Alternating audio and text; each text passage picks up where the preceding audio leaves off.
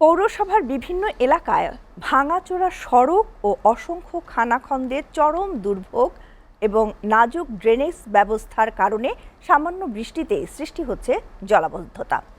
দর্শক, এই ব্যাপারে বিস্তারিত জানাতে গাইবান্ধা থেকে সরাসরি যুক্ত হচ্ছেন আমাদের সহকর্মী কায়সার প্লাবন। আমরা চলে যাচ্ছি তার কাছে। প্লাবন, আমরা যেমনটি পড়ছিলাম যে নাজুক ড্রেনেজ ব্যবস্থার কারণে বিভিন্ন জায়গায় পানি জমে জলাবদ্ধতার সৃষ্টি হয়।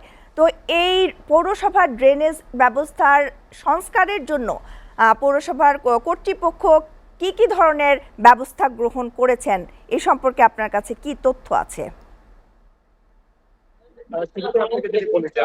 এখন যে জায়গায় দাঁড়িয়ে আছি, গাইবান্ধার ঠিক পৌরসভার যে প্রস্থান সংলগ্ন একটি রাস্তা, এটা স্টেডিয়াম ঠিক পাশ দিয়ে রাস্তাটি আছে।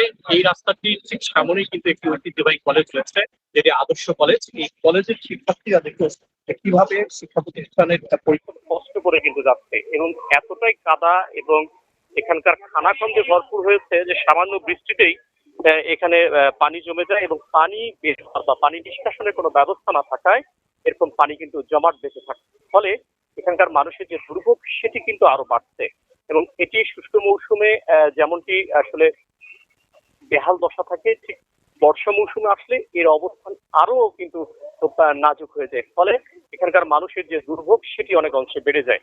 আমি পৌর কর্তৃপক্ষের সাথে কথা বলছি, তিনি আমাকে যেটি জানিয়েছেন যে এরকম অনেক রাস্তায় রয়েছে তাদের আসলে এইসব খানাখন্দে, তারা সেগুলোকে চিহ্নিত করছে, এবং যেখানে এই রাস্তাগুলোর যে সমস্যাগুলো, বিশেষ করে ড্রেনেজ সমস্যা যেটি আমরা লক্ষ্য করছি, এই ড্রেনেজ ব্যবস্থাকে উন্নীত করার জন্য তাদের যে কার্যক্রম সেটি তারা করবে। আরেকটি কথা বলে রাখি যে গাইবান্ধা জেলায় একটি দীর্ঘদিনের যে পৌরসভা রয়েছে, এই পৌরসভায় এলাকায় এই সড়ক সহ প্রায় 7টি সড়ক রয়েছে, যে সড়কগুলোর কিন্তু এই অবস্থা, অর্থাৎ যে খানাখন্দের যে অবস্থা সেটি কিন্তু সবগুলো সড়কের মাঝে প্রায় 7টি সড়কের অবস্থা খুবই নাজুক আমরা লক্ষ্য করেছি। তো এই ছিল আসলে গাইবান্ধা থেকে পৌরসভার যে সড়কগুলো রয়েছে খানাখন্দের সবশেষ খবর। প্লাবন, আপনাকে ধন্যবাদ।